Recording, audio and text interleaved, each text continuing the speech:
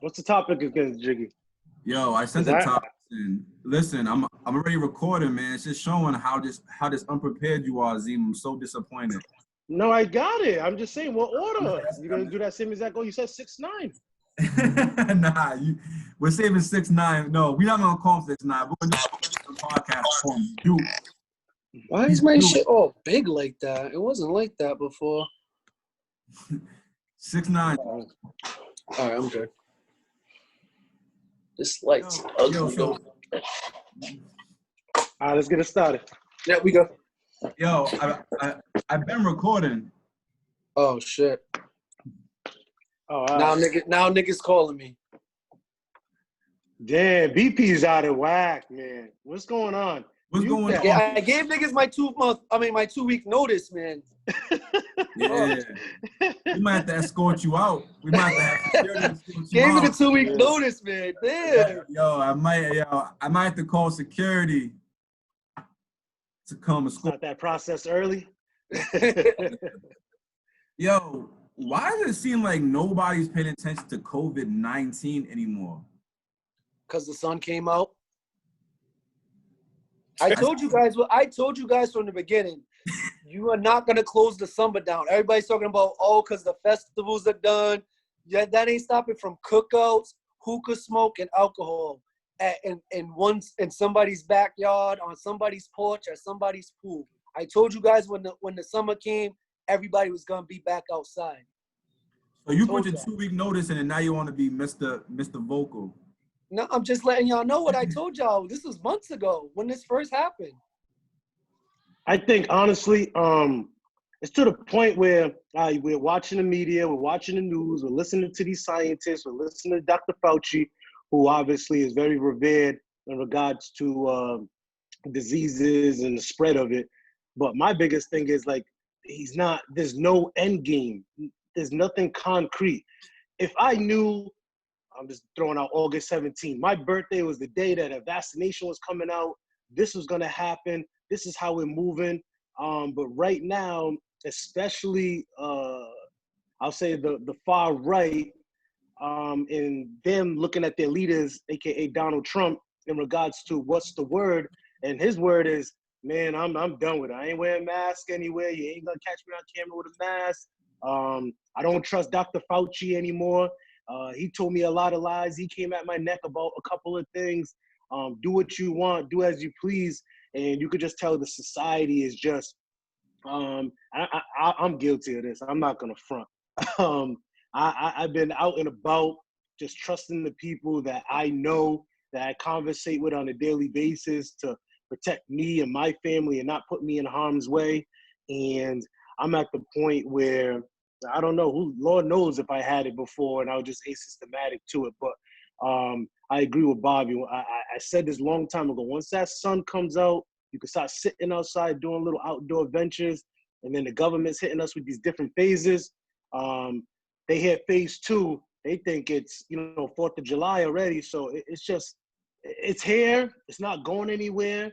I do think Black Lives Matter took up a good portion of that focus. And now we're here. No, I agree. It's tough, man. It's hot. It's nice out. It's gonna be tough to keep people inside. Like BP, like Zeem said, I agree. It's easy back in March, April when it's still a little colder. Even the beginnings of May, we got a little bit of rain. But it's tough, man. Especially the government knows too. When they opened up the beaches, when they opened up the parks, when they put the basketball courts back in surrounding areas other than Providence. I don't know if it's in Providence yet, but I know Cranston, Doric Park is the Rucker is full 9 hours a day. So it's tough. It's nothing concrete. Every day we're learning something new about Corona, it's only lasts 10 hours or it dies on surfaces. So people are and plus our leadership, Trump, he doesn't believe in it. He preaches every day that it's fake, the Kung flu. So, if your leadership doesn't believe in it, how do you expect the people to believe in it? So I think people are going with the mindset, it's either we're going to get it And whoever, just sucks to say, but like whoever's strong enough to, immune enough to beat it will, and who won't, unfortunately, like, you know, that's sad. But I mean, I think that's just kind of what it's going to be like moving forward, at least until we get to like the winter time, if we get a second wave, or it'll be kind of easier to figure things out then when people won't be outside as much. And Josh, I know you got to go, but this how deep it runs. Obviously, we've seen on social media all these different incidents where, you know, people are refusing to go on no, this is my First Amendment right, and, you know, don't even know their amendments and all this stuff, not to wear a mask. But you guys know I coach baseball. So there's a team that they're called the Rookie Orioles. They are scrambling to find coaches right now because it's mandatory. While we're practicing, coaches have to wear their mask 24/7, and they refuse to wear their mask. So now we got 13 kids with no coaches, and I just wanted to bring that up about how deep, you know, some people are against these masks. They think, you know, COVID is a hoax. You know, until it hits home to somebody, unfortunately, people are not taking it seriously. And I'll admit I'm guilty of that as well. Yeah, I've noticed a change in people's attitudes from where everyone was in March to where like people are now. Like, I think that I was probably like the person out of this chat, the person that was like kind of like, like I don't know, blah blah blah. But I think that in a sense, I feel like I was wrong and I was right, because they closed everything down. And now, like, when you, like, so I spoke to parents of kids who, who are in school, and say, okay, you close the schools. Now you need to tell us a good reason why we need to open up. You know what I'm saying? And really, we haven't been provided any, we haven't been provided any answers. People are still dying. You know what I'm saying? Like, we're like 122,000 deaths total since like March. You know what I'm saying? So it's like, you know, me and Sean went back and forth for a long time. But I think that we both came to the same conclusion. And he said, honestly, it just looks like it's gonna be like, whoever gets it, gets it. And if you survive, you survive. And if you don't, you don't. And part of that is just because, like, I think that leadership does not care about people.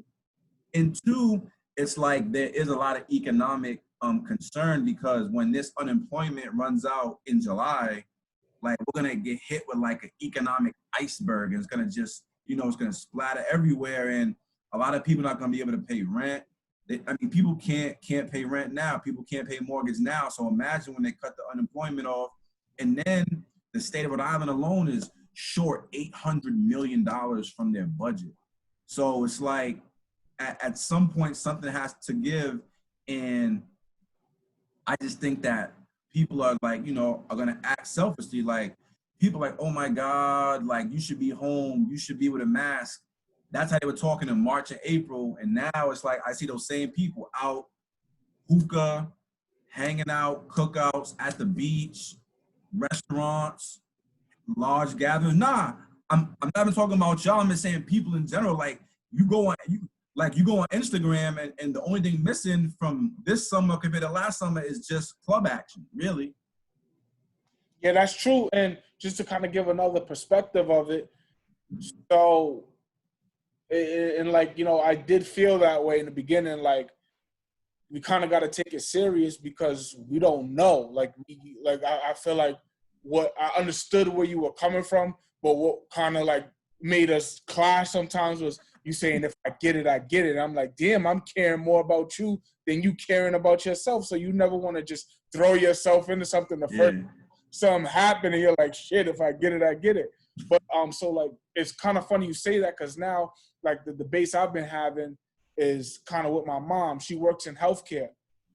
So she sees it from a different point of view. And you can't, like, anything she sees, like everything that we're talking about now, it gets her so upset. And I was talking to her yesterday for Father's Day, and I made the joke of saying, like, Corona's not real. And she just kind of went off on me, like, Corona's not real. What about my 15 patients that, like, passed away? So she definitely sees it from, like, I think healthcare workers see it from, like, a different light, because they're dealing with it hands-on. But it's tough, man. It's tough. When you don't know about something, it's tough. Because think about it. Like, we went to a protest, 10,000 people, nobody has corona. My dad, unfortunately, he had corona. He was able to recover, but my parents live in a 1-bedroom apartment. My mom didn't get corona. My dad had it. So whatever's going on, hopefully one day we know. But this corona thing's it's just real weird to me, man. So I don't know. One day we'll figure it. A Netflix documentary will figure it out. And just going off of that, I kind of threw that in the chat one day. Remember, I was like, this corona thing is like political propaganda, like draw attention away from primary votes. And you got to think about, they're talking about when the spike's happening, of course, it's affecting the economy in a big way. So reopening the economy, reopening the states in stages to ultimately, again, resurface our economy, but also we're putting our people at risk. So if we're putting our people at risk for another influx to happen in the fall, you have to think in the fall what's happening. Voting, right? Election. So again, I don't know.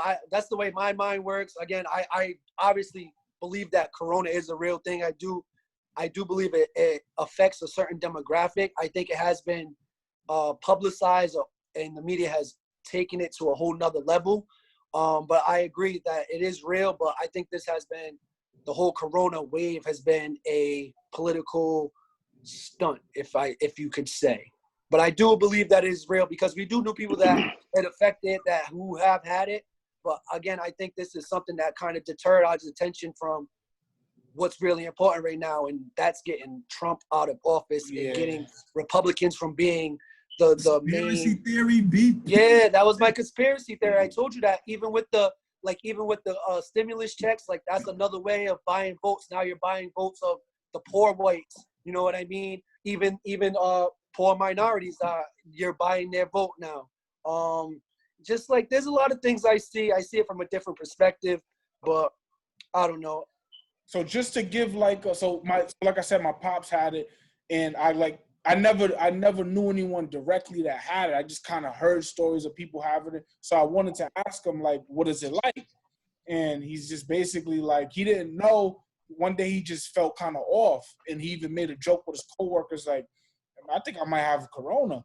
And then I'm going to go get checked. And they was like, stop playing. You just want time off. So he goes to get checked, and turns out he has it.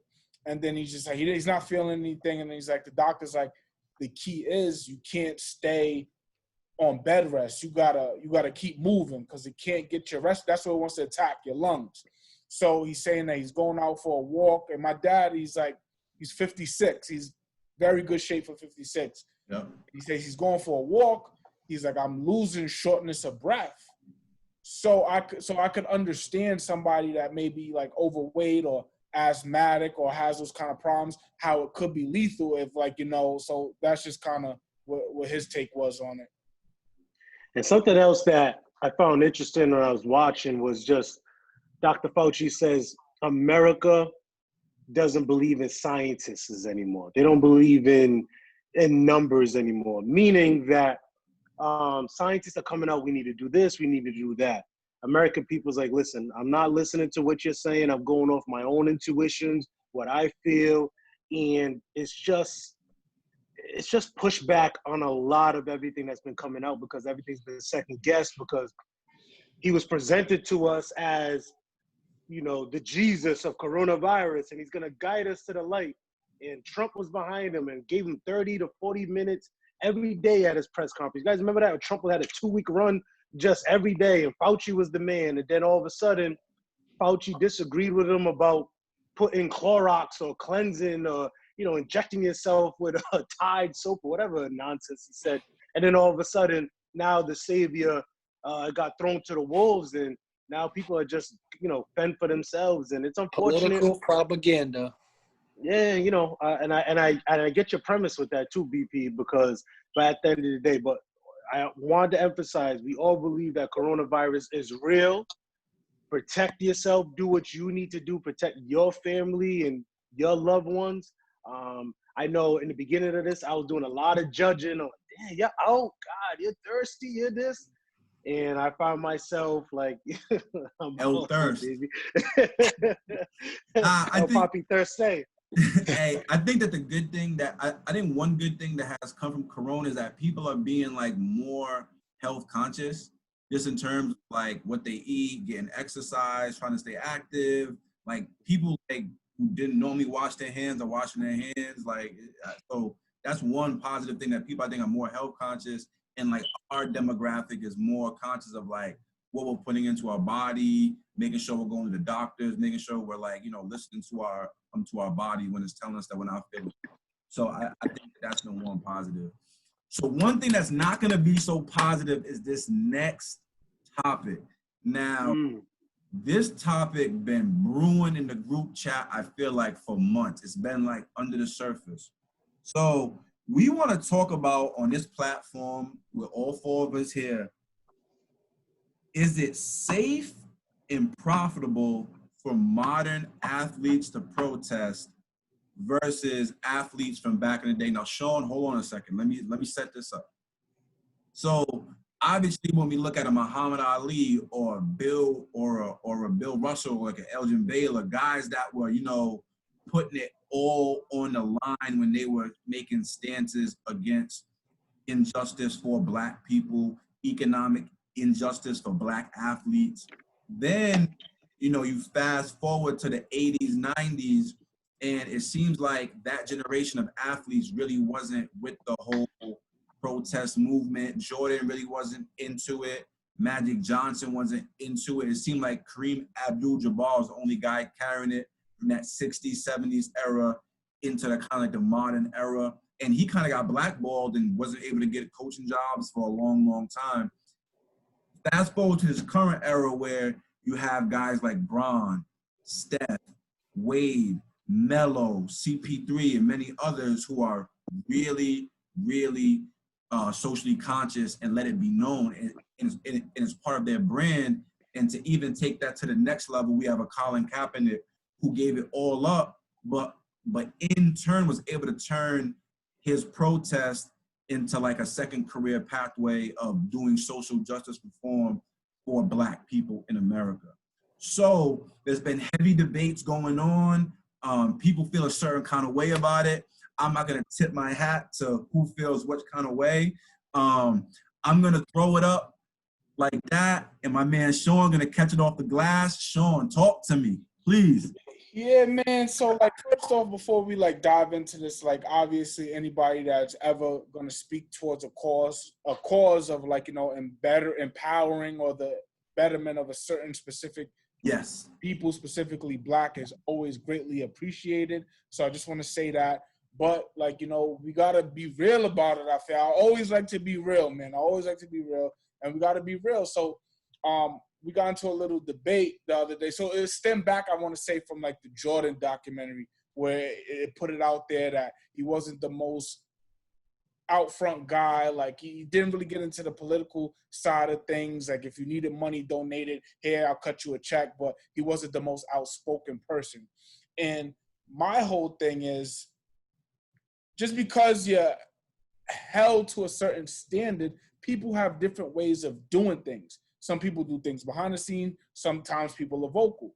And another point that I wanted to get to, so if you name specific athletes, Muhammad Ali, Kareem Abdul-Jabbar, Bill Russell, just to kind of name a few, those are people that, like, really almost kind of put their careers on the line for social justice, like, for Black people. So it wasn't like how it's viewed today, like where it's like kind of like it can be a lane, it can be an endorsement deal. It was looked down upon.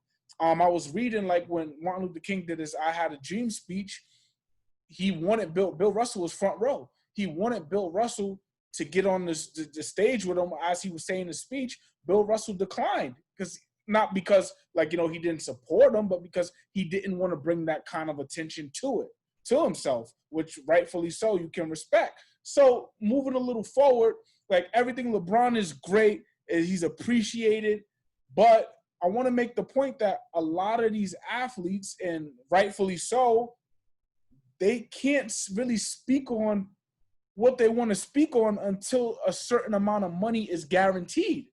And to be honest with you, I didn't hear about any of this stuff from LeBron until I seen that that 2013 contract come with the Miami Heat, then it's like, you know, he starts rolling off like, you know, business plans. He starts making profit of it. So that was kind of my take on it. Go, Zeem. I see you heating up over there. All right. So it really stemmed from, the Jordan Last Dance comment. And I was going back and forth with Josh and Da about, they're saying the only reason why LeBron James does what he does and is so because he secured the bag. And I was just, first of all, frustrated by that statement.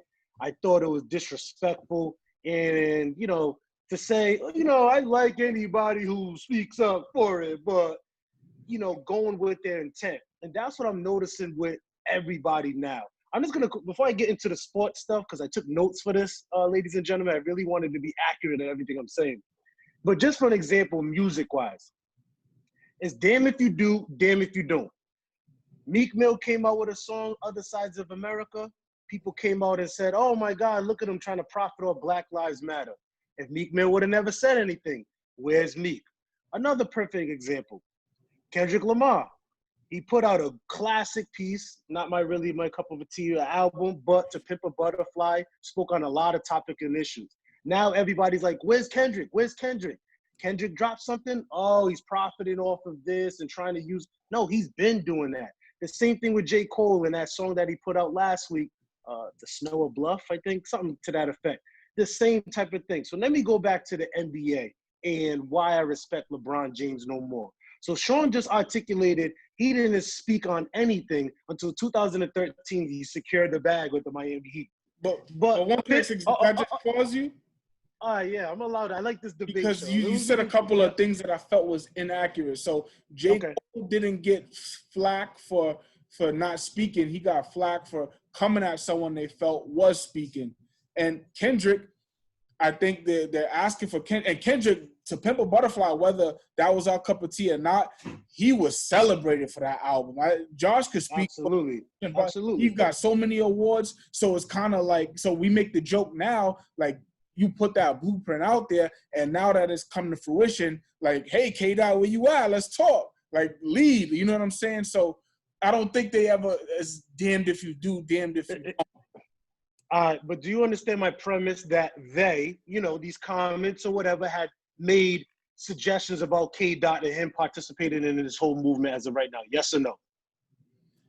I see minimal, but I see. All right, but it's out there, Zeem, though, right, Josh? Yeah, Zeem, just to say one thing, I didn't hear people say that about Meek Mill, Other Side of America. I didn't. They said that about YG because he said about YG.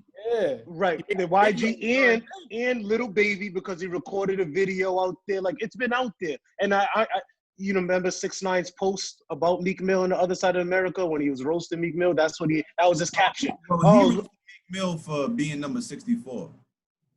Yeah, no. I'm saying if he was gonna come to next, you gotta come with the right facts, man. You gotta know. I am. It's all facts. It's all facts. I didn't say nothing slight. So regardless, we had Little Baby who got ripped for making a video during the movement, aka profiting off the movement. It's number one we in had America. YG, number one album in America. What was that song? Was that song? Yeah, no. But Bigger Picture's not on that album.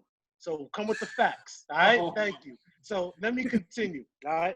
So you said 2013 LBJ, when he security bag, that's when he started. I think you forget that 2012. Do you remember what happened in 2012 with hoodies and Miami Heat? That's the whole league. That's not just him. That's the whole like. Nah, hold on. Let me play. Hold on, wait. Wait, Josh. Let me play referee. I'm on your side. So I think Dot has his timeline wrong. And I'll say this, the Miami Heat was the first people to put the hood on for Trayvon, and that was in 2012. So Dot has his timeline wrong.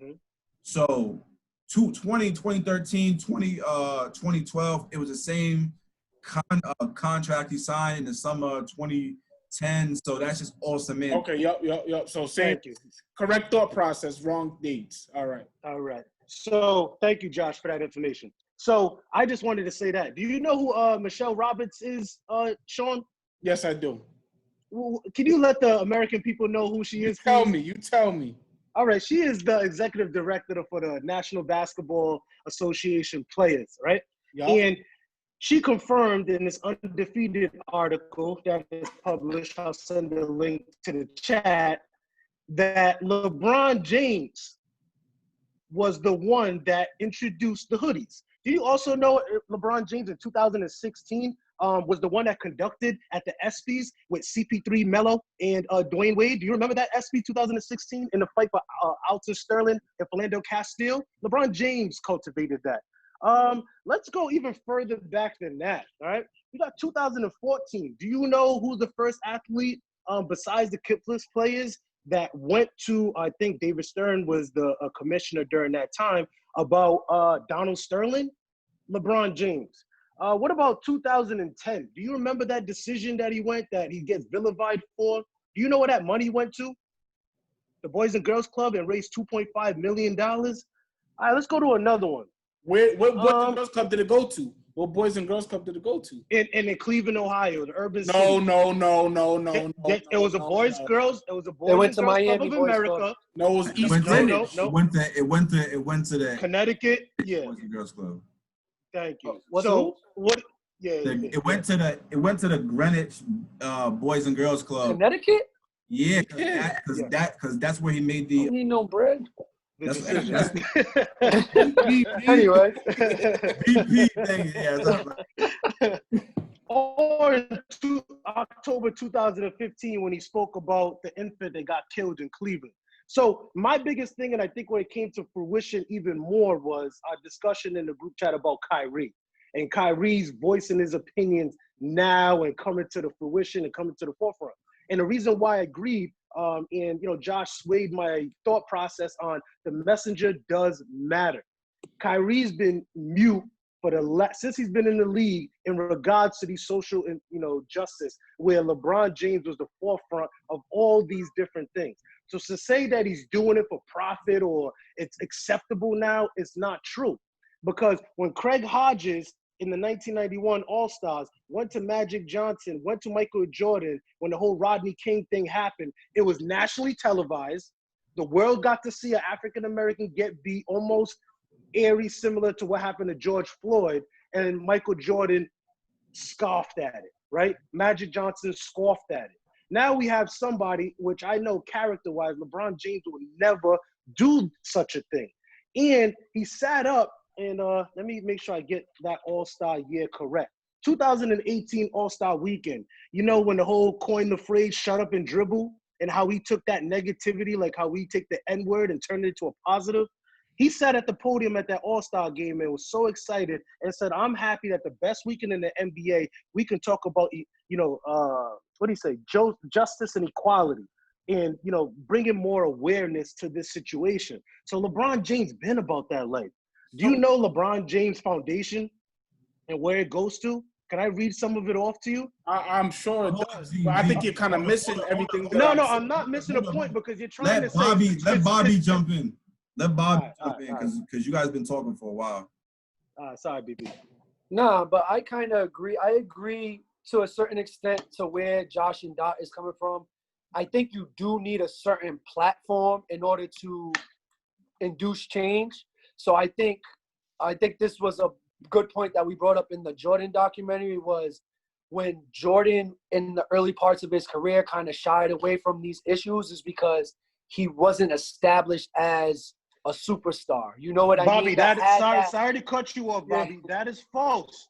We heard Doug Collins say in 1988 he was the MVP of the league, All-Star MVP, dunk contest winner. He was established. Established means once you win your ring. But he's established. He had a Nike deal. Let him finish. Yeah, he had his Nike deal as soon as he came into the league. But that doesn't make you a star. He was the first person on Nike, bro. Like, he was the first face. He didn't have there wasn't a track record with Nike where he could be, where he was following the footsteps, like they said, with Converse, where Converse had Magic, Bird, Isaiah, where it was a track record of superstars that were already coming up. That was the first instances of minorities or blacks being in the forefront of marketing. You know what I mean? So for Jordan to come in, you're saying 88, that's only 4 years later. You know what I mean? He had to trailblaze somewhat in order to make his mark, in order to be able to speak on certain issues or certain things. But I will agree on the other side, Zeem, where when we get to 1992, right? Or was it what, I don't even remember what that election year was. And they asked Jordan to speak on, I believe it was 80 what? It was like 88. It was like either 88 or 1990. I think it was 90. With North Carolina, right? Yeah, it was the Senate in North Carolina. So even at that point, this is before the rings. You know what I mean? He does have his Nike deal, but Jordan is not a household brand name across the world yet. He didn't establish himself as a world dominant name until the 1992 Olympics. That was after his third championship. You know what I mean? That's after being in the Olympics, being the face of the USA team, which was the first team that had NBA players play on it to represent USA. So it's a difference. Like, I feel like in order for you to invoke change, you got to strike while you're hot. And I agree with the point what certain NBA players saying, this is our moment right now, and I will never disagree with it. But I think at the end of the day, you need your platform to what made you or got you to a certain notoriety in order for you to create that change. So for these guys to say that LeBron didn't do it until he got money, I understand that. But on the other hand, you can't endorse change until you kind of have that platform to do so. So, Bobby, that's exactly my point. Zeem is taking it as I'm saying that this dude is like a pastor that just scamming everybody and collecting the collection plate. We appreciate what Bron's doing, but the reason why this whole argument started to begin with, it started off the strength of look what Jordan does versus look what LeBron does as far as like for his community. Unless you were during that time when I'm trying to explain, unless you were on your Kareem, Muhammad Ali, Bill Russell time, there was no way to do it like how you had to go through so much scrutiny, so much BS to be able to look up what all those guys went through. Look what Craig Hodges went through. So, Zeem, what I'm trying to explain to you, in 96, or how many rings does Jordan have by 1996?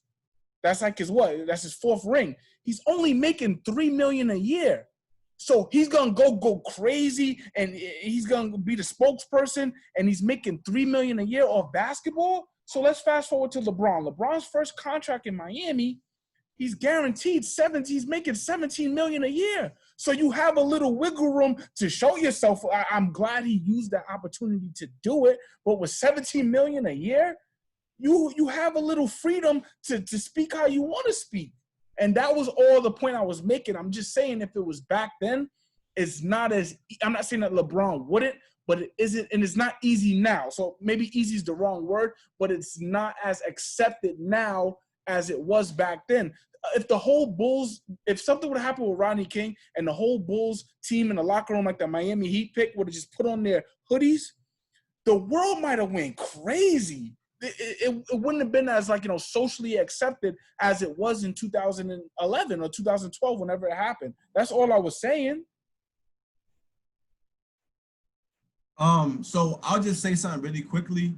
I think that we have to just understand, so Craig Hodges, just to bring that point up, he went to Magic Johnson and Michael Jordan said, this is not the All-Star game because Craig Hodges wasn't at that game.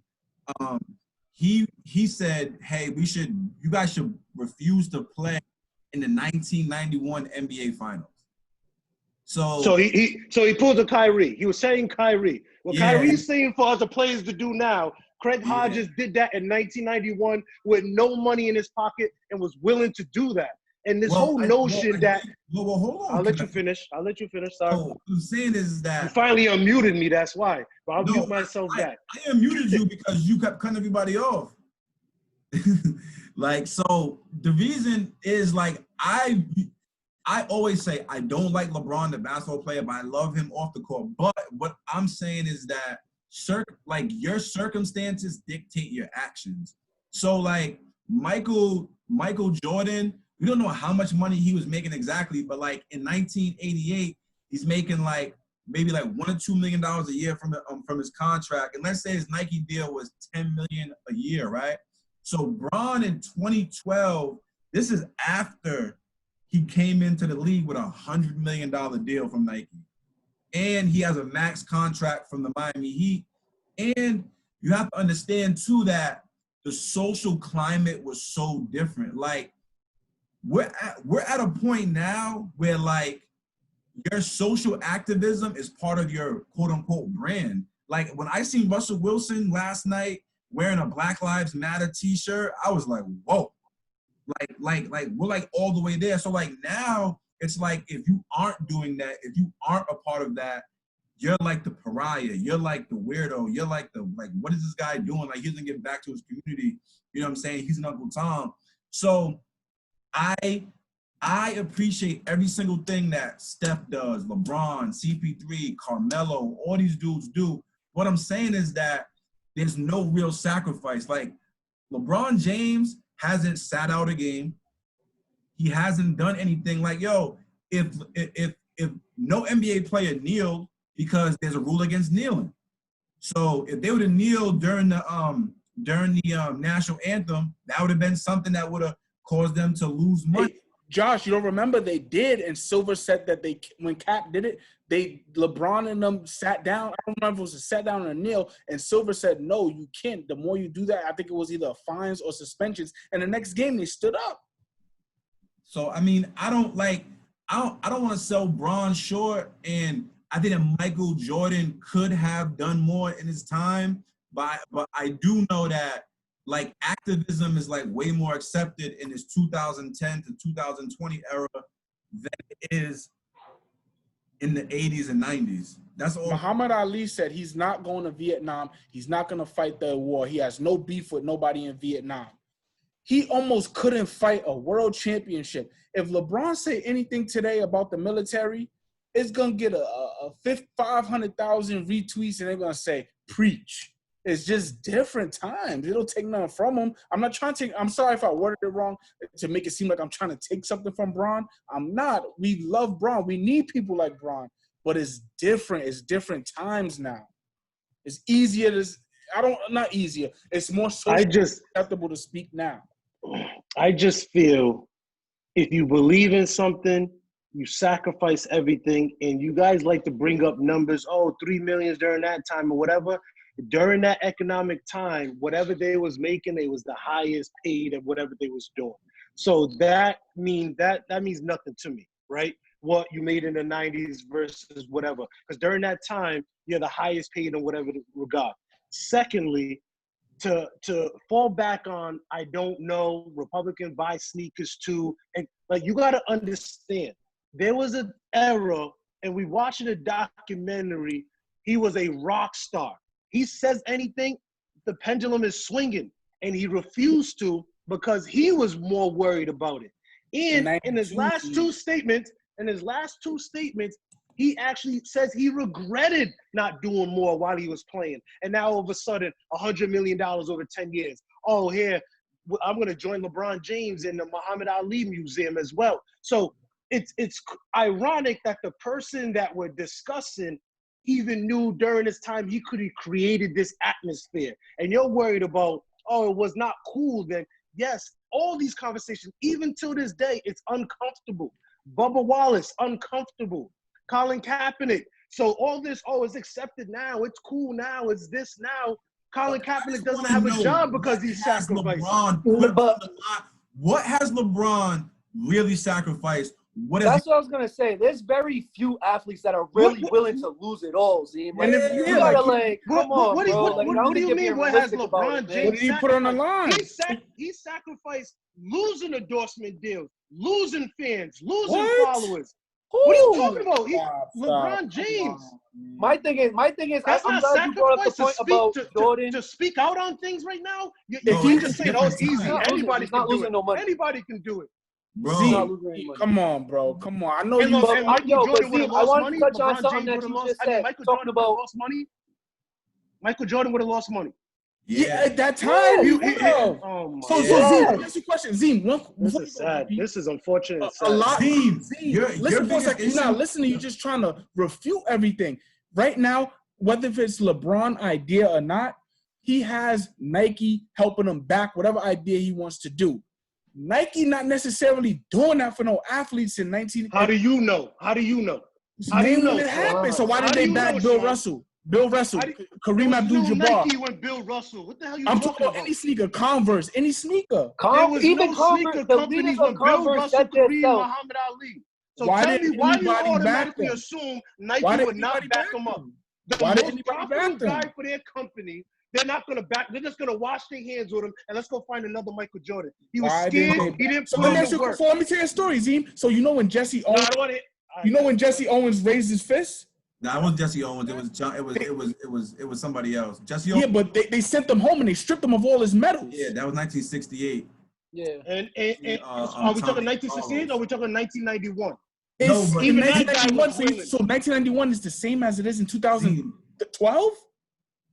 Obviously, it's not the same, but don't say it's just easier now. Anybody It's can not just do easier it now, and but you- it's more and socially you don't have the acceptable. you don't have the self-conscious to know that you can lose X, Y, and Z. Bro, I Nike want to releases dive a into Black one Lives point that Matter Zeem sneaker brought every up. year. All right, hold up, Bobby. Get in there, Bobby. I just want to dive into one point that Zeem brought up. You bringing up Michael Jordan now coming out and being much more vocal and donating $100 million over the next 10 years. 1990, he didn't have the luxury to do that, Zeem, and that's because over time he's established himself as a brand, more than a basketball player, but a brand. So now the Jordan brand can produce that for his community, can bring about change because he has that platform, bro. Like it's just not. I think you're simplifying it way too much, and you're not thinking No, about I think you guys like are the times are complicating it way too different. Like much. we're talking 30 No. years ago, bro. Like it was a No. lot different. Man. The same things that we was dealing with 30 years ago, we just dealt with it a couple of weeks ago with George Floyd or Ahmaud Arbery. So why when I say I'm nothing the has bad guy? changed. Nothing So why when has I say I'm the changed. bad guy? Nah, What do you mean? Zeem, No, that's different. We're talking about rioting and looting. That was a whole different lane. I'm just saying nothing has changed. And you guys are putting dollar signs and what you could It has potentially changed. The lose market, to the marketability, all determine that what stuff you has can and what changed. you cannot do. But This is why Martin Luther King's a legend. But, go ahead. what I'm saying though, Z, is that like there's a lot of things that people will like distort. So you bring up MLK, right? Time something happens with race, we see white people just run to MLK. He wanted us all to be together, blah, blah, blah, blah, right? But what they don't tell you is that he died, his approval rating by people in the country was in the 20s. He went from being like viewed up here to disinvited to the White House because what Martin Luther King was trying to do was he had an economic message. He was trying to unite white and black poor people to revolt against the ruling class, right? So please don't talk about MLK, right? What is Zeem is that yes. When I brought up MLK, why you say it like that? Like, don't bring up MLK. Nigga, I'll bring him up. What are you talking about? How do you even say like, don't bring him up? You didn't even let me finish. You didn't even let me finish my sentence with MLK. How does that you feel? How does it feel to get cut You off? just assumed and jumped into what. How does it I'm feel like, to what get are you cut even off? talking about right now? You muted What are you even yourself. talking You about? don't even make sense. I didn't even finish my sentence, and you went up this MLK rant. You cut yourself off. You stop talking. Go ahead, Josh. You mad? Oh, he mad. He mad. Yo, listen. All I'm saying is this: is that for Michael Jordan, like the 1990 was 30 years ago, and I'm gonna be honest with you. If LeBron James came out and said, "Yo, I'm sitting out an NBA Finals game unless the NBA is gonna donate $500 million to social justice reform," like that would be giving up something. LeBron James doesn't give up anything to do his social justice work, except for money. He gained money. Yo, Kyrie said he gonna sit out because he don't for systematic racism. You said he was a lunatic. Me? See, all of y'all basically say he is a lunatic. No, because if Kyrie said I'm gonna sit out, cool. He was trying to get everyone else to sit out.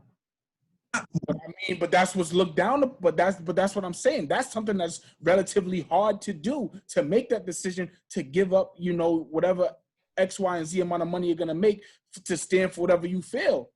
Not for nothing. He every month releases a sneaker for Black History Month, so they're already with the rollout. They're already with the cause. It's a different climate. I think what I want to make it clear. I understand the point you all guys are making in regards to it's just easier now. It's acceptable. Your bank account's comfortable. You're not sacrificing anything. It's cool. A tweet there. You send this money there. You send that money there. I'm gonna let you guys have that.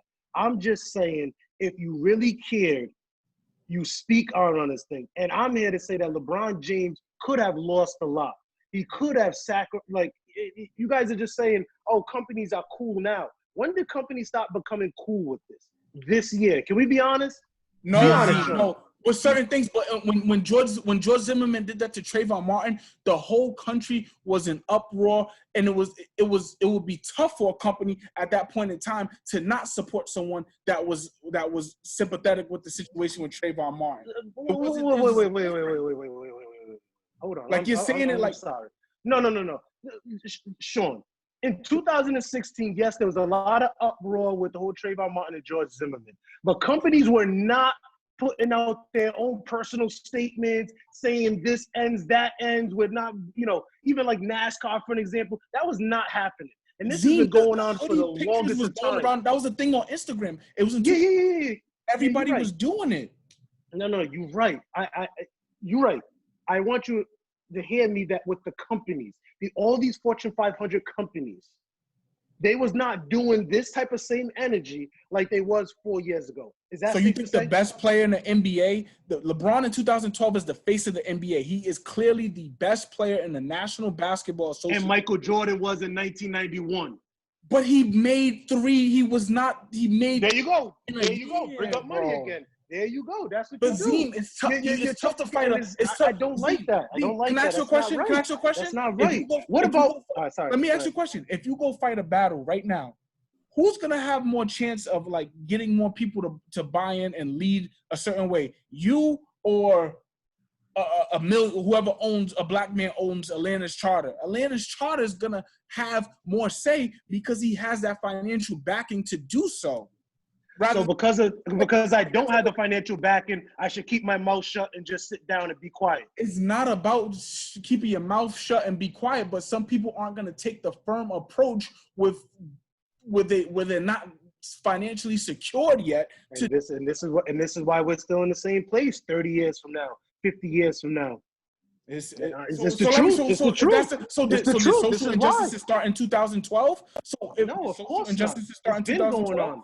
It's been going on. And so where was it then? So can I ask you something? Then why did Michael Jordan put out those two statements about he regretting his role during that time? Obviously. What do you think his thought process was? Obviously, with anybody, I'm not saying he was perfect, but there's definitely more stuff that he probably could have done. Looking back 20 years later, 30 years later, he's like, damn, like I could have done this a little better. Yes, that's natural. That's with anyone. And guess what? 20, 30 years from now, LeBron James is not going to have that same feeling Michael Jordan has right now. Because and the books will know about it. You have to understand Kareem, Abdul, Bill Russell, Craig Hodges, all of these. And how do we view him LeBron today? could cruise. That's how it is. But I don't like how you give today? LeBron the hat as he's the Cape Crusade for social injustices in sports. That's not true. No. I just didn't like how you're saying it's the cool thing. It's the way. And it says I changed that. It's not the cool. All right. Never cool to speak on this, but it is more socially acceptable now to do it than it was before. And you think it's because of the security of finances? You can't if Muhammad Ali is worth $100 million whenever his prime is, you can't hurt him. That's the reason why it hurt him so much, because you're taking away his livelihood. If I'm worth $100 million, what can you? So you know that same ranking, that same poll that Professor Josh brought up about MLK. Muhammad Ali was the most hated athlete during that time as well because of the stance. And now, how do we remember him? He has museums. He has history books. His quotes all over the place. So sometimes you have to go ahead, Josh.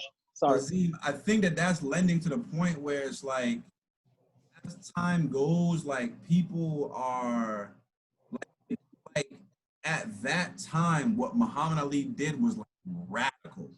Like in the moment, he was hated, and to be honest with you, he was hated by some black people too.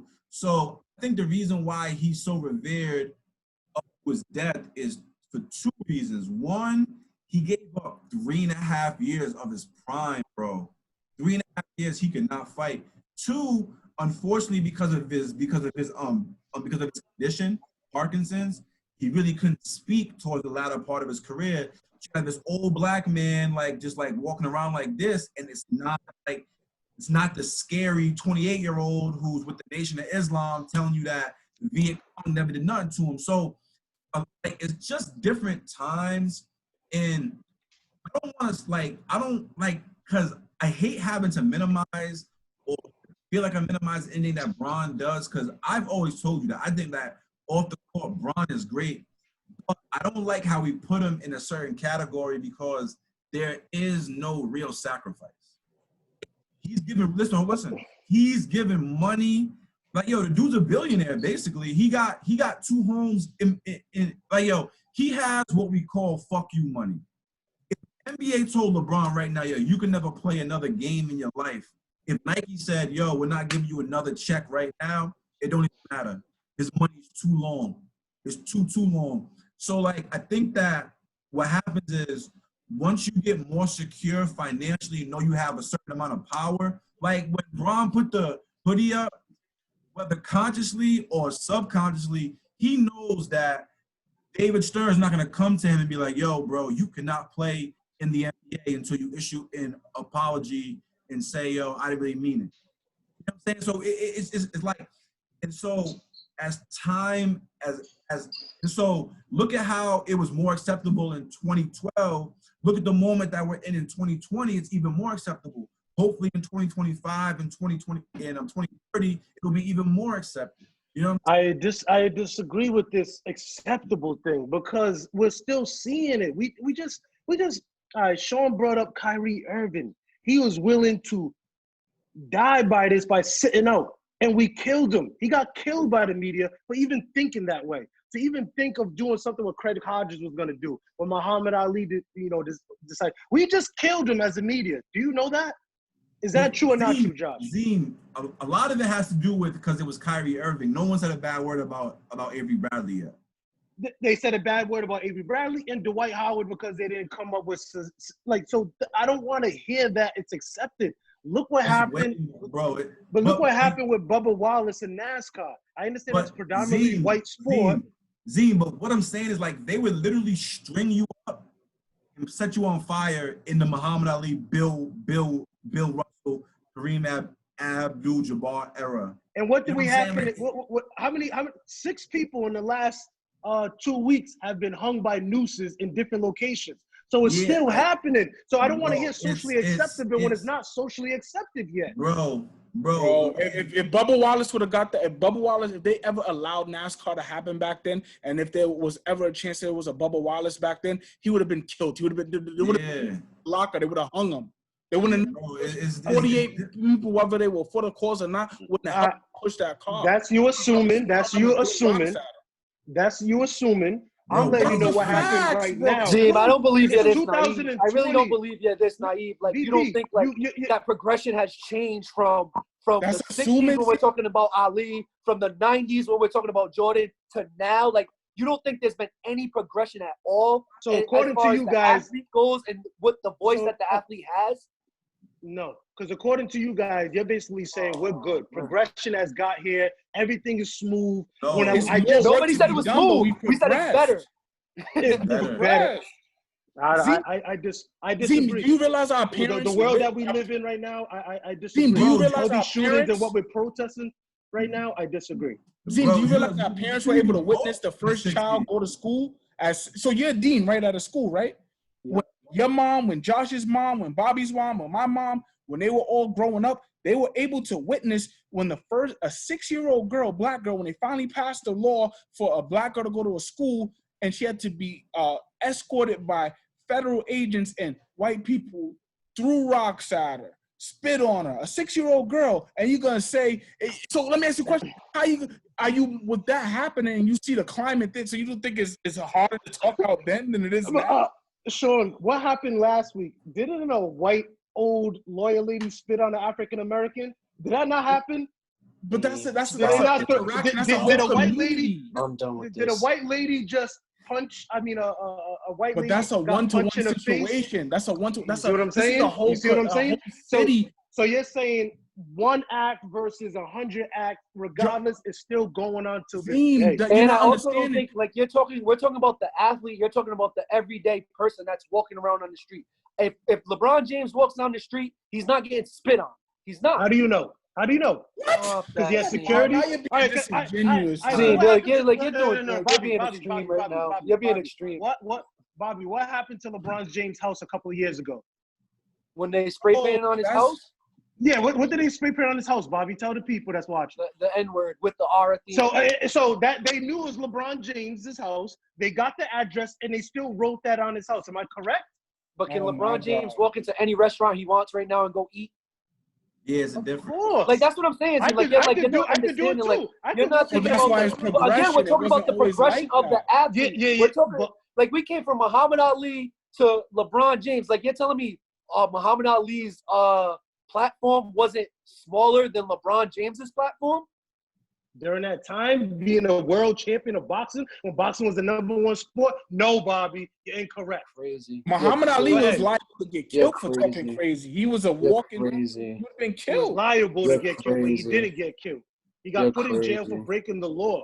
Regardless, I stand with Muhammad Ali. I'm disappointed in you because as somebody that likes social media and so involved in social media and news outlets, for you to say this is like, it's mind-blowing to me that you don't think there's been BP, progression in. No, because you don't know. Because I know MLK historically had 1 million people march to Washington, D.C. in that setting. So you're just saying because of social media, we're able to read other people's thoughts, that during that time, those thoughts are invalid because we was unable. I'm not saying it's invalid. I said it's more widely to the masses now. It's more understood. It's because of social media. Because of social media. No, but you're telling me during that time, no one supported that type of act. Zeem, if we went to that protest a few years ago, if we went to that protest in 1960, the way we were able to peacefully protest in front of them, they would have sick dogs on us, they would have hosed us, they would have punched us. I just see NYPD cops run civilians over, shoot them in the face with bullet pellets. I'm gonna let the American people watch this and see. It is happening. It is happening. I'm kind of upset with you, but I'm glad you're saying it because, again, when I said this a couple weeks ago, I got killed when I said not much has changed. But now you're on the same time with me now. No. You was trying to denounce looting and rioting, and I wasn't with that. Don't compare the two. I'm still denouncing it. I'm not with the loot. I'm not with the rioting. But this is different. This is a whole different. No, but I'm just letting you know that it would have been people supporting Michael Jordan then. The times have not changed when it comes to police brutality, black people being undermined. That has not changed. Nothing has changed. We saw the same example 4 years ago. We'll see the same example 2 years from now. We'll see the same. But to say that there hasn't been any progression at all, that's crazy. Well, maybe I watch too much news. I have not seen it. I have not seen it. That's like Atlantis is a mixed school. It's not an all black school. That's like basically a law gets passed and DJ and Day get allowed to go to Atlantis charter school. And as they're going, you and your two sons are going. The whole community is so upset that they passed the law that they could finally go to school with you. All the teachers quit. There was one white lady stayed in the school and had to teach a whole curriculum because nobody else taught. And the whole community, as you're walking to school every day, they're throwing stuff at you. They're calling you all kind of names. You never seen that. You in your lifetime, you have never seen that. No, I imagine having to speak through situations like that. Imagine with limited money. All right. All right, so let me just say this, right? So you know how you said that they wrote the N-word on LeBron's house, right? And I think it was in Brentwood or something like that, right? They actually went into Bill Russell's house, vandalized it, and shit and wrote "Get Out, Nigger" in shit on his wall.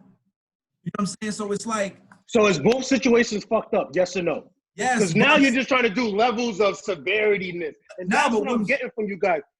Fucked up is fucked up. Not, oh, there's levels of fucked up. And that's what you guys are trying to do. And that's why I'm not letting slide whatsoever. Wrong is wrong, right is right. So for you to bring up Bill Russell's, like, come on, that's like, I get it. I get it. It's cool. We as Black people have made a lot of progress since the 1964 Civil Rights Act. Absolutely. We have made a lot of progress. But what I'm saying is like, I just don't like when we put Bron in that category with them dudes from the 60s and 70s. Like it's a completely different world that we're living in now. That's all. That's all I was saying. And to me, that's just not right. It's just undermining everything that guy does. It's not undermining. Some people walk, some people crawl, so you can walk. That just is what it is. It's just like the same thing. People don't have bravery to play baseball. Maybe Black people don't play the sport. It's some people have to crawl so you can walk. That's just it. And LeBron James right now, in the last, I don't know, maybe 12, 14 years, maybe my math is a little bit off, whatever 2010 started, he's been that guy to have other NBA players and other athletes be able to crawl and walk. I disagree with that. Well, we'll leave it at that. Agree to disagree. I think that because you know what Bradley Beal said. Let me actually go ahead, Josh. While I'm looking this up. Go ahead. I'm sorry. So I'm gonna move us to something else. Kevin Durant versus Kendrick Perkins. This like, yo, I have to put this claim out there. I cannot stand Kendrick Perkins. Never liked Kendrick Perkins. Think Kendrick Perkins walks around like he averaged 50 and 25 for his career, and that's just his field goal percentage and free throw percentage. Like, he stinks. He's annoying. Zeem, BP, Sean can vouch for me. I never liked dude. Can't stand when dude talks. He annoys the holy hell out of me, and I even play with him, and he's a lot better than I ever could dream of being. So I know Kevin Durant and the rest of them guys are like, yo, you talk about me, dog. You. So, Zeem, I'm going to start with you, man. How do you feel about the KD versus Kendrick Perkins beef? So I'm siding with Kendrick Perkins on this one. What Kevin Durant articulated to Kendrick Perkins was just unacceptable. Honestly, calling another African-American a sellout is just the lowest of the lows, in my opinion. My dad, I'm just speaking to me when I hear the word sellout, is meaning you're conforming your thoughts, the things that you do to please the white man and to be acceptable in a community or whatever the case may be. And the reason why I side with Kendrick Perkins is because all Kendrick was saying in his tweets, and obviously in a tweet aggressive way, was, Kyrie, you're talking about all these things that you want to do with no plan of action. And on top of that, you went about it the wrong way. You're the vice president. You never talked to Michelle Roberts. You never talked to Chris Paul.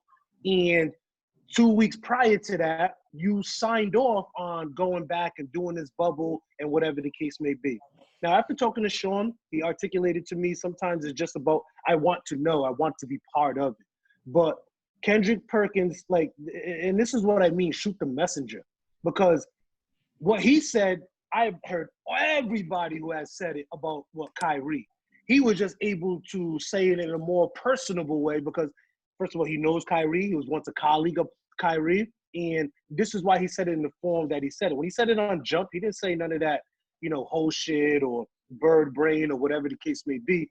But we're trying to kill the messenger in regards to, what he did on the court. Because if that's the case, I agree with every NBA player that who are you to talk about basketball when you never played? So now we're talking about a guy who did play, who did win a championship, but now we're trying to and I just don't like that. So I'm on Kendrick Perkins' side. KD was in the wrong. Calling him a sellout and putting an airball thing, it's just child's play, and it just goes to KD's character and what he is off the court. He's my favorite player on the court after Kawhi Leonard, but what he's saying in these tweets, I'm on Kendrick Perkins' side. And I thought he did a great job on First Take articulating himself. So Kendrick Perkins. So a lot of it, like what you got to understand, man, is when you are, whether you agree or disagree with somebody, it's the way you say it. It's the way you go about it. Especially like, and I don't think KD should have used those words sellout. Maybe that was a little extreme. But being that, like, I'm not gonna hold Skip Bayless and Stephen A. Smith to the same regards I hold Matt Barnes, Stat, Kendrick Perkins, because they know they intertwine with these guys. And it's a certain way that you say things. And we can't jump so much on KD for saying he's a sellout during the times that we're in. And like Kyrie didn't say nothing. Like, just to get back to my point, and not to beat a dead horse, but Kyrie didn't go on social media with whatever his thoughts was. He didn't go to the NBA owners and just make this crazy rant. Like, you know what I'm saying? He didn't get on TV and said it. He said it on a call, and obviously the call was going to get reported on, so we found out. Kendrick Perkins, which they didn't bring up on First Take, he said with all that's going on with the killing of George Floyd and I believe the killing of the two young African-American women, he said, Kyrie, you want to act like your Black Lives Matter, but right now all you're being is a distraction to it. Think about that, Zeem. You're fighting for something. Like, you're fighting for what you think you're fighting for, a cause for your people. And somebody says something as like, I want to battle systematic racism by probably sitting out. This is what I think. And somebody calls you a distraction. How hurtful is that? I'll admit, how you just articulated it, I understand where you're coming from.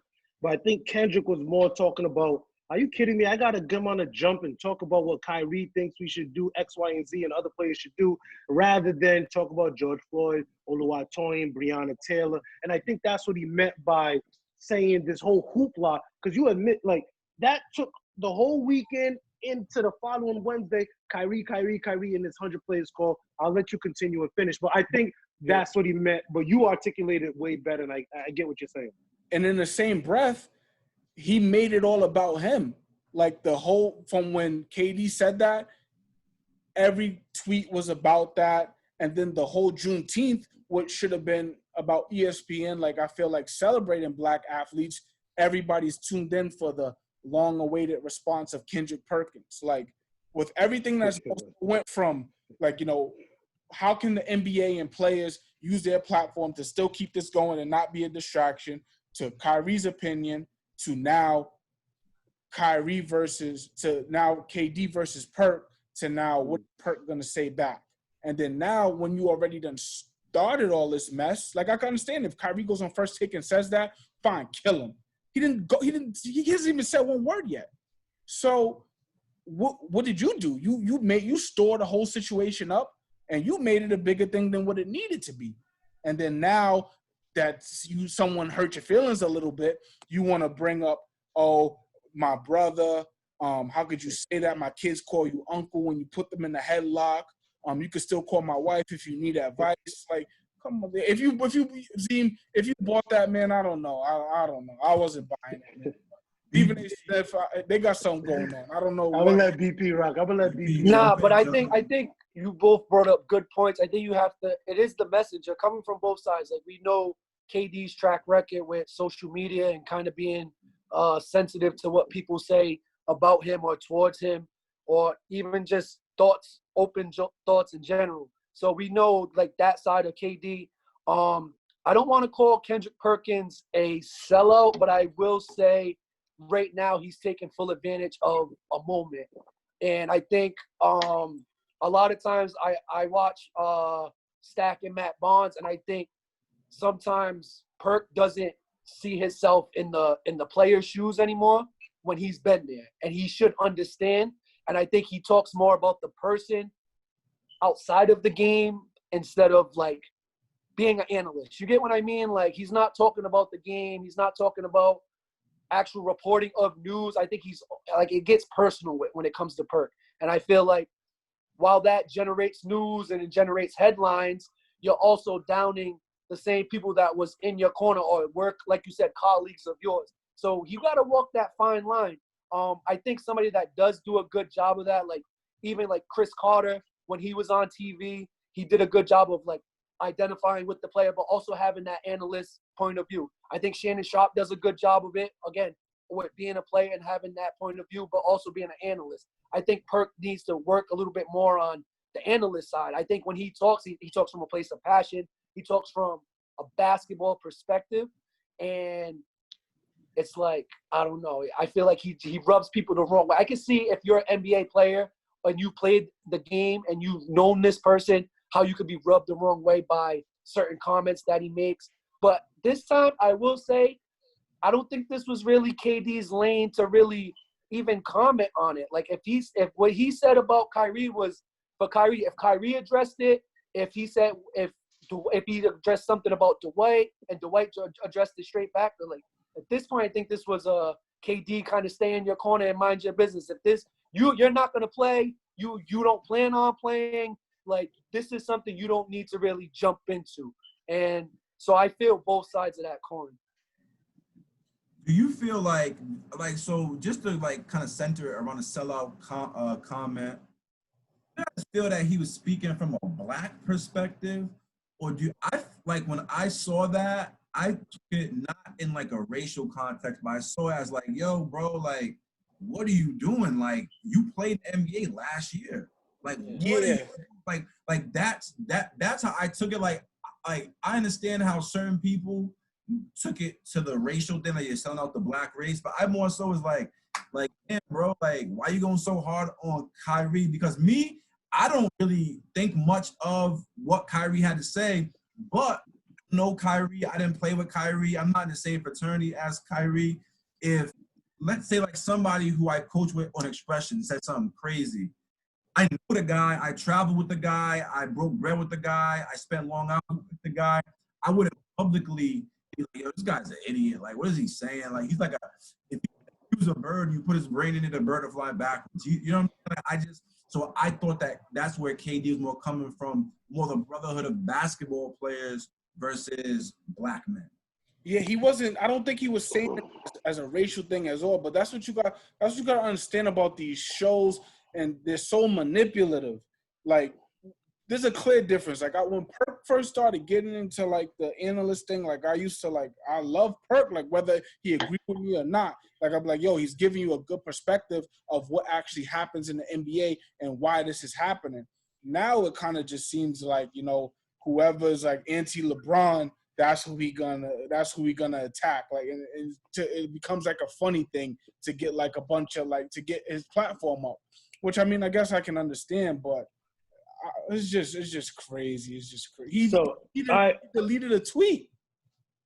So I'm glad Josh brought that up in regards of the whole sellout, because how I viewed it, I didn't think he meant race as well or conforming to the white man in their thought process. I viewed that sellout was, wow, he don't want to be one of us, a player anymore. He wants to go full-fledged media guy, analyst now, and that type of sellout. You know what I mean? And that's how I view it. Now you have these theories out here that attaching, oh, he didn't mean that. He meant he settled out being loyal to KD and now is loyal to LeBron James.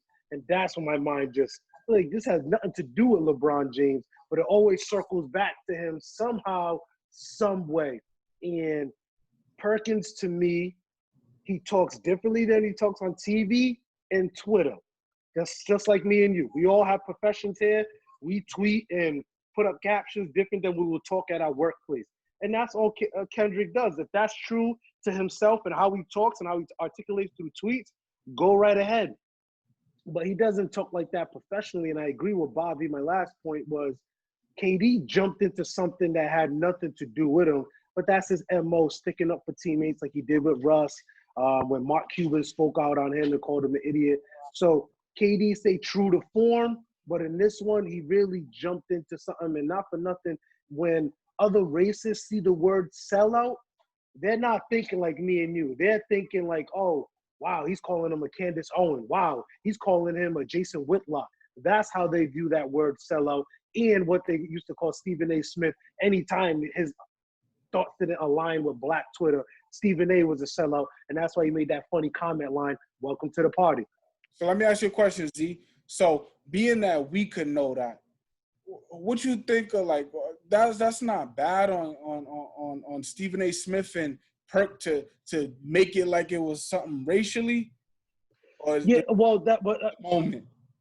no, I get what you're saying, but I think when they talk to that TV, regardless of where we're in the minority who watch these.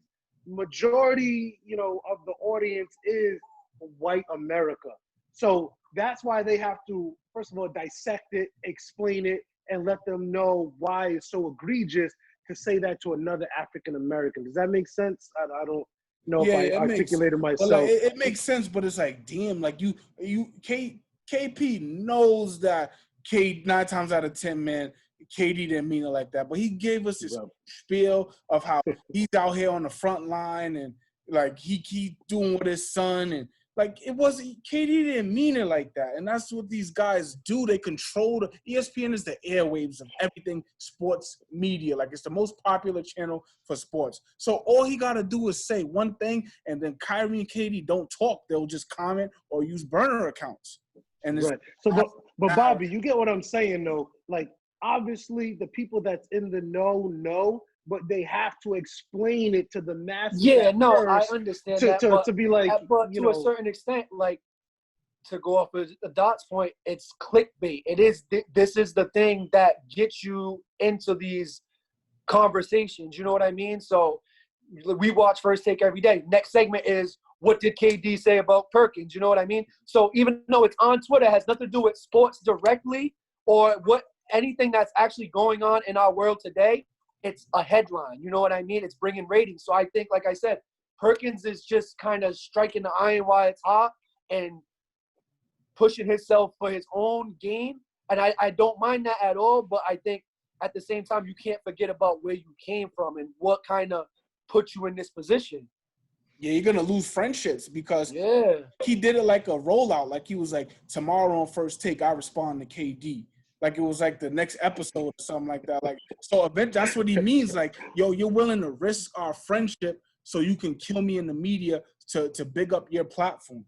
exactly. and I think that's what KD meant. And my honest opinion, that's what KD meant by the seller. I knew he wasn't talking racially at all. I do think it was a media versus player type situation. So I get it, but shout out to Kendrick Perkins. I think that Kevin Durant is like, I think he's very interesting because I don't like, he like cares what people say about him, but he doesn't care. Like, he cares, but he doesn't care. Like, he'll like comment on something like he's one of us. Like, you know what I'm saying? He's in the Instagram comments. He's on Twitter. Like, he's like, yo, like, at the end of the day, I think he kind of realized through his experience with the state that they're gonna talk about you anyway, whether you're doing good or you're doing bad. Like, they're gonna talk about you anyway. And even to a certain extent, as much as Bron tries to control the media, he probably loves Skip Bayless. Like, Skip Bayless keeps him in the national news 24/7. Like, Zeem and me argue all the time because I'm more of a podcast guy. Sometimes I watch First Take because I don't want to hear a debate about the Cleveland Browns versus the Jets, and then it gets back to Jordan versus LeBron. You know what I'm saying? So I also do agree with Dot and Bobby saying that if you don't have your own mind and own thought process, you will let these shows just control everything about you. And like, in the lens that you view the game through or you view entertainers through will be completely controlled by the media. So I'm glad that we actually had that talk because I was in a minority of people that didn't think that the sellout comment had anything to do with race. I had nothing. Remember, like, I was one of my mans that I played AAU with. I remember talking to him. I want to say when I was home maybe a year and a half ago. He played on the Cavs for a little bit. He's overseas now, and it was around the same time that the KD. When it was a year ago, when the KD burner account came on, and then a couple years ago, that's when I kind of figured out, like, whatever the media wants to get on and get out there, he's like, bro, 85% of these dudes that use social media, they have burner accounts. They put stuff out there to try to, like, go at the analysts or try to, like, change the masses, like, like, they're human. They get angry if they see negative stuff about them. That's how some of these dudes, like, get girls. Like, you know what I'm saying? They have their burner accounts that the girl knows that we're only going to communicate on this. You know what I'm saying? So that's a fact. And got caught. It was like, this has never been done before. He's the only one doing it. So that's just kind of like an example of how the media can like just single something out and make you look like you're the craziest person ever. So speaking in that regard, I think that we always have this topic of like, Black people being unified, moving in unison, and working together to reach a common goal. Is that possible, and is it healthy? I'm gonna lock that up for whoever. Hold on, Bob. Let's let Bob. I'll jump into that. While being Black, I don't feel that everybody necessarily has to have the same agenda. While we share the same struggles, the same experiences, I don't feel like everybody has the same struggle. You know what I mean? So I don't think it's possible for everybody, to say all Blacks have one agenda. All right, because again, when we say Blacks, we got to think of economic class, demographic, where you at. Like, our problems up here in Rhode Island may not be the same problem somebody has in Florida. Our problems here in Rhode Island may not be the same problem that they have in Chicago. Our problems, we work in school administration. So us being school administrators, we might look at education a little bit more powerful than a business owner would look at the economics of things. So to say, or to try to galvanize all Blacks to have one thought process, I don't think it's fair. I do think it's possible to have a list of things or bullet points that we'd like to touch on when it comes to administration, to our elected officials and things of that nature. But to say everybody can have one agenda, I just don't think it's possible. I'm not gonna lie to you. Bobby, he made me change my mind. I agree with everything that Bobby just said, and it's just weird times, just where we at right now. But I get Bobby's premise of my struggle is different than his struggle, and everybody that's even in this podcast right now. I like the idea of having different points that we can touch on, but obviously, and you guys know I feel this way anyway, but especially how I feel about Black Twitter and that whole thing and that whole one thinking brain and, oh, this guy's getting killed, or they're saying he's canceled. Like, why? Because these 25 tweets that you seen on your timeline said so. So we can't have all one thinking brain. The only thing I do want to stop, and Ja Rule is having a great week in regards to his commercial, but I did like the tweet that he put up. There's no more light skin versus black skin. There's no more Meek Mill versus Drake. Like, all that I don't like, but in the premise of, listen, all white people don't even get along and have the same thinking process and whatever the case may be. You know what I mean? So we do just have to stop and just reevaluate that aspect of it. And at the end of the day, you guys like your own sports teams. I like my own sports teams. We just have to sometimes dumb it down just to that degree. And obviously, we have a huge mass struggle of what we want in rights and equality and all that stuff, and the Black Lives Matter. But sometimes what I want to see pushed through, like Bobby said, education, you may not be in education, be a business owner. You want this to be pushed through. And if we're arguing about that, we just have to all come together. So I agree with BP, and I just hope I explain myself a little bit more. What you think, Sean? Everybody's different. Like, obviously, like, everybody has different goals and different things they want to see happen, but it has to be the same agenda in the sense that you all want to see the progression of the Black person. Like, you want to make sure that whatever it is the case, that there's different lanes and there's different avenues to explore to do that. And we kind of want variety, because if everybody's doing the same thing, what would really get accomplished? But the ultimate goal of, if you do taking care of education, if maybe you in business, maybe you in helping educate or change the police force, while more Black people becoming law enforcement, things like that. So I think the message kind of has to be on the same page, whereas the plan to get there don't always got to be the same.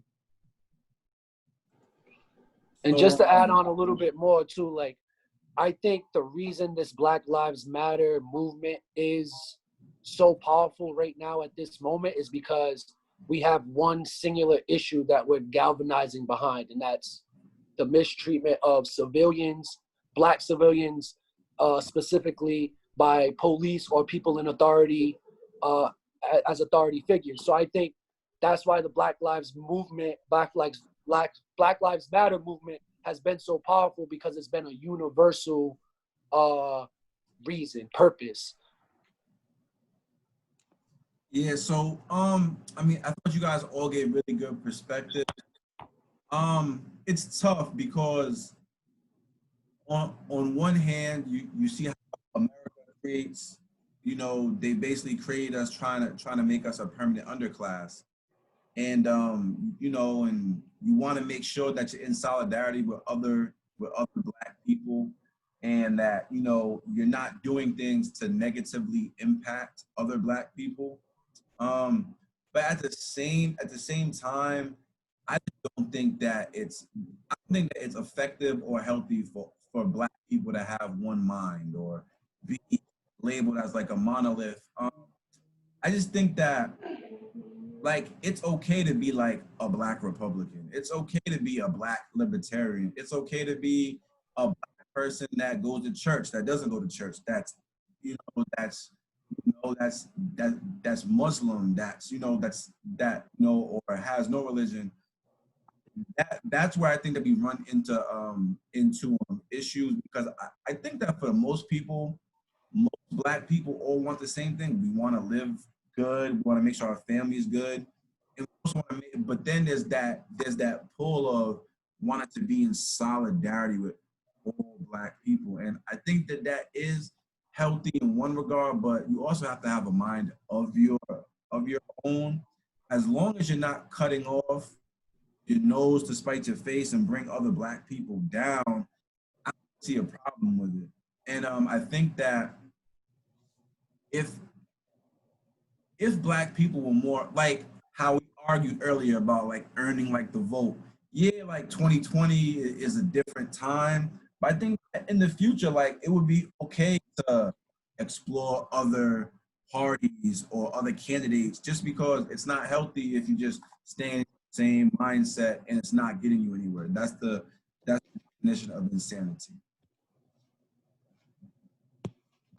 And just to piggyback off that a little bit, Jig, like, I'm glad you said that, because, like, if over the history of America, Blacks have switched political parties according to the needs of the demographic. You know what I mean? There was a time in America where it was heavy Black Republican.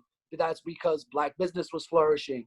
There was less immigration or migration, should I say? So there have been times where the influx of political parties have changed for Blacks. So I don't think, like you said, I don't think it's healthy to always stick to one gun. It's good to have different opinions on different topics, and to hold to your guns or have your beliefs in those things. But at the same time, I feel the Black community does need to find something to galvanize behind each other or be on each other's side with. And I think, like I said, this is the perfect time with the whole BLM movement. So one last topic before we get out of here. Father's Day just passed yesterday. You know, we are recording this on a Monday. So first things first, I want to salute the three fathers in this chat: Zeem, BP. You know what I'm saying? Shout out for all you guys do, all the hard work you put in with your children and your family, man. You know what I'm saying? I got nothing but love and respect for that. But I think that around it seems to happen around Father's Day. I think you get into dangerous territory when some people feel the need to speak badly upon Black fathers and try to minimize the role that Black fathers do play in Black children's lives and in the Black community. And I don't have kids, but I know that having my father there made a huge impact on me, and I can never minimize his presence, day in and day out, his strength, and learning how to be a man from him. So I get a little disappointed sometimes when, the opposite sex tries to downplay the importance of fathers, especially Black.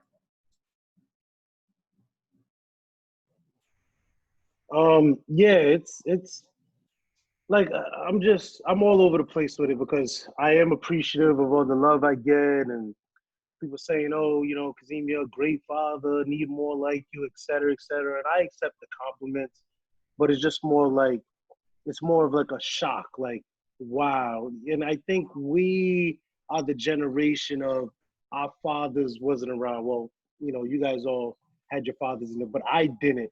And I think, I can't speak for all, I'll just speak for myself. But I think the next generation is, I was affected by not having a father and seeing the different tolls that it took on my life and what I could have done and did not do, where I make sure I go above and beyond to fill that void that I know I was missing and, during my childhood coming up. So I make sure I'm at every single practice, even though I'm bored to death. I make sure I coach my sons and talk to them about life and how to be a Black man and move forward and be inspirational. And and you can't speak, and you got to understand, there's a lot of circumstances that go into play in regards to why the father wasn't around, relationship-wise, incarceration, death, whatever the case may be. You just never know. So, it is a broad paintbrush about Black fathers returning, and I hate that narrative. I'm just appreciative of everybody who's stepping up and doing what they have to do and not fishing for compliments. Just do your job. I don't want congratulations and, compliments for doing my job when I made that decision to bring kids into this world. Yeah, no, I agree. It's I don't know, it's interesting because like you said, like it shouldn't be like a shock that you're doing something that you're supposed to do. And everybody's situation is different. Like, yeah, my father was there and I know my father like loved me to death. He would do anything for me, but because of certain circumstances, like my father isn't like, wasn't always a citizen of the United States. So because of that, he didn't have certain opportunities that other parents may have had. So my dad worked around the clock. He worked 7 to 3 one job. And then when he left that job, he worked 3 to 11, 11 to 7. So I didn't really get to see my dad that much. For all of my basketball games, I could count on my hand the amount of times that my dad was actually there. So did that mean he was an absent father? No, it meant that his situation presented that he had to do whatever is possible so I can have the opportunity one day to not have to go through the things that he went through. And I mean, just kind of like as far as like the opposite sex, like I kind of talked a little bit about it yesterday, like vice versa. Like if it's a mom that's not present or if it's a dad that's not present, like for one, like, you made that decision. Like you kind of I would hope that you would, sometimes unfortunate situations happen, but I would hope that you would have like a child with someone that, you kind of get a perspective of who they are. And I also said, like, I get people do change once that responsibility gets there. But I get sometimes it may be anger that person isn't there. But you have to always remember that you got to keep the child first no matter what, especially in a state like Rhode Island or Providence where it's a very small city. Like, our kids are all kind of going to grow up together. Some will play sports together. Some will attend the same schools, the same functions. So when you go saying something and you're bashing that person online, that person's mom or dad, they're talking about it in their household like, oh, whatchamacallit, so-and-so said that this guy's a deadbeat, da-da-da. Now you're embarrassing that child. So you have to always keep mindful that what you put out there is not only reflecting you, but you're also reflecting the child. And that's where kind of like the child goes through a tough age, like tough stages. Like, why doesn't my parent want to be there for me? Why isn't my dad there? Like, people are making fun of me in school. At least I know my dad, or stuff like that. And that could be very hurtful for a child. Like, certain people can brush off those jokes, or certain people, it takes a toll on them. So I just think, like, let dads have their day. Like, happy Father's Day. I get not everyone accepts the responsibility of being a father, but ultimately, like, you know, it's for us. What about don't ruin the day by, like, you know, mixing in, like, you know, mothers that play the father role, because it's not fair, because guys can't say, hey, I'm a mother too, you know. So it's just, let us appreciate our day, let us have our day, and don't embarrass your kids. Nah, I would just going back onto the sentiment of Zeem, like, in our generation, I will say, like, I'm proud of a lot of the guys that I grew up with, like you guys, for instance, Cal Jones. Like, Cal was, I don't mean to put my man's business in the streets, but Cal was young when he had his son, you know what I mean? And he was one of those guys, like one of the first in our circle that really stepped up to the plate and took that responsibility, and has been by his son's side since day one and has never left. So, like, I think our generation is just, again, I think we've learned from not having fathers. I won't say that my father wasn't there. I will say that there is a narrative around fathers. I think when we're young or as kids, we might not understand the whole total package of co-parenting or parenthood or what's going on in the household between our parents. But I think at the end of the day, once you grow up and you start to realize, I think me as a father now, I've become more closer with my father and just kind of understanding the do's, the don'ts, the learning experiences, different battles to fight. And I just want to tip my hat off to guys in our generation that's doing it. And as far as the females go, I will say that I used to be guilty of it. I used to be one of those guys that said Happy Father's Day to my mother on Father's Day. You know what I mean? And again, that's goes back to me not knowing the full extent of what was going on between my parents. Not knowing that my dad really wanted to be there, but my mom and my dad were beefing. Or, you know what I mean? So I think when it comes to the ladies, like you said, kind of let fathers have their day. But I will say on the flip side, there are some men out here that are just laying down kids and not doing what they're supposed to be doing, man. And when it comes to that, like, I just can't respect any man that will make a kid or even lives in the same city as their kid and don't take care of them or don't see them. Like, I know dudes that's in the club popping bottles every week, but their kid don't got diapers or their kid don't got formula and things of that nature. So I understand how a female can be pressed or can be agitated with their situation. But at the same time, like, just don't feed into the negative energy. If you don't have anything nice to say, just don't say it at all. Especially, like you said, it's Father's Day. Either you have a good father in your corner that you want to wish a happy Father's Day, but if you don't have to. But I don't see the need to bash them at all either. You're just creating more fuel to the fire. Yeah, the ain't gonna bring it back. So unfortunately, Nah, listen, like, I do cringe sometimes, and it goes back to what Dot said. Like, listen, you're just putting that kid in a tough predicament. You know what I mean? Like, you writing paragraphs about, you know, this quote-unquote deadbeat father, and then you're posting pictures up of the kid, basically labeling him like, you know, these statistics of, you know, I'm going to be the strength and I'm going to do X, Y, and Z. And it just goes back to just the thought process of knowing who you creating with. I know I said in the chat that, someone said in the chat, DMX with 15 kids, NBA YoungBoy with 7. Yeah, Josh. All this, I'm just like, and I was like hyperventilating, like, just like, man, like, how could you fully support? But then again, you just never know. And I'm not in those situations. But then again, we do have these women who out there just, you know, they use these kids as checks. I'm just going to call a spade, and it is what it is. And they're money hungry. They have no desire to create that relationship with the father besides financial gains. And hold on, Z. Oh, okay. We trying to be positive. Oh. Listen, if we want them to be let them speak freely. Let them speak. We talking about we talking about females and bashing of fathers. Let them speak on it. Nah, I'm not acting BBQ, but I'm just saying, you put out what you get. You listen, what you put out is what you get back. So I'm saying, I'm talking about, you know, you're talking about like a very narrow celebrity. Yeah, I'm talking celebrities and, like, you know, these IG models and stuff like that. Nothing personal, no one that I personally know. Like, I see my man QC from, you know, the label, and he's talking about this chick and that chick, and you see Future like, nah, I'm only giving 1,000. She tried to entrap me. Like, that's just a toxic environment to bring a kid in. And when you do that, you just, put that. I'm thinking about the child in a tough predicament. They Google these things, they see these things, and those are the type of things that you just got to be careful for. And at the end of the day, if you bring something to this world, just know that that's your responsibility, and you can't let the relationship with the female partner deter you from your responsibilities. And I think there was a wave at a time where the man was letting the female deter them from building that relationship with their child. And I'm so proud this generation, we're not allowing that to happen. Go do you, boo-boo.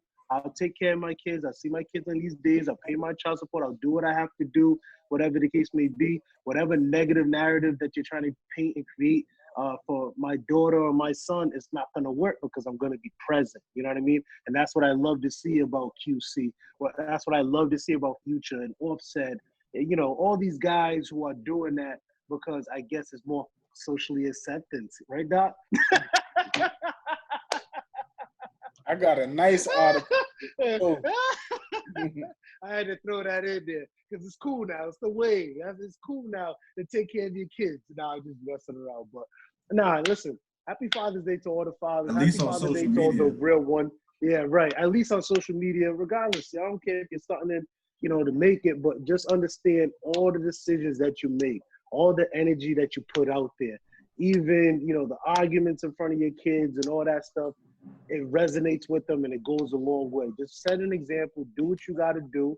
And the females who do feel like they're wearing dual hats, whatever the case may be, stop, pause, think about your child, and somehow, some way try to build that relationship and connection with the male figure in that life. You know what I mean? Incarcerated, whatever the case may be. Me growing up, sorry not to keep going into it, but, my dad wasn't around.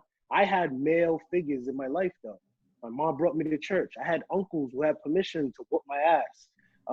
One of the reasons why I'm cool with the Oaks is I was getting in trouble in school. My mom said, let's go, brought me to their house, whooped my ass, and then I got to play with my cousins. Like, it just happened. So, ladies, just know that you don't have to do it all alone. You can find, even if it's a coach, uncle, godfather, anything of that nature. You know what I'm saying? Just try to, because the male is very important in a female and any children's life. So just make sure you understand the importance in our role in that going forward.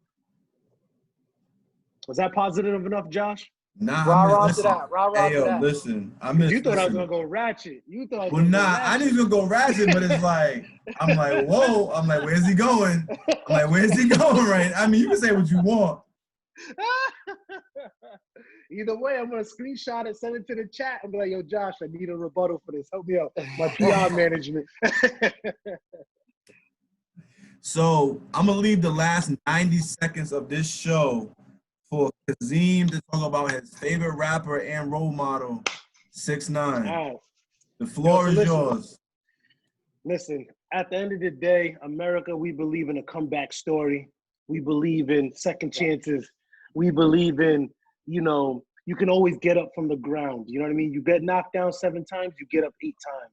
And 6ix9ine is the epitome of that, right? This guy being blackballed, no radio, no playlist, no Apple Music, no Spotify, with one beautiful black queen, Nicki Minaj, rose all the way to the top to get the #1 record in the country, right? He broke all barriers. He broke all stereotypes, right? We live in a new day and age.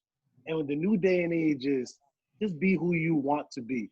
And if you fake it until you make it. God bless America. God bless this podcast. And everyone have a good night. Shame. Let's go. Shame.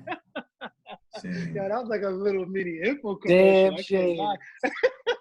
In this Black Lives Matter movement, that's how you want to end the Academics show. is gonna be mad. Yeah, I know. He's coming for academics. He's coming for academics. Make sure I need this clip right there. I need Yeah, that don't clip worry. for my promo. Don't worry. I might post it. I might post it. Ladies and gentlemen, he turns 34 in August. Now, ain't you 35 in August? Nah, 34. 34. Wow. Listen, You guys man, see, don't black put it. don't crack, man. Black don't crack. Woo! All right, man. That's it. On that All note, right, man. Appreciate it. Love you guys, man. I'm love gonna holler y'all, at you. man. Be smooth.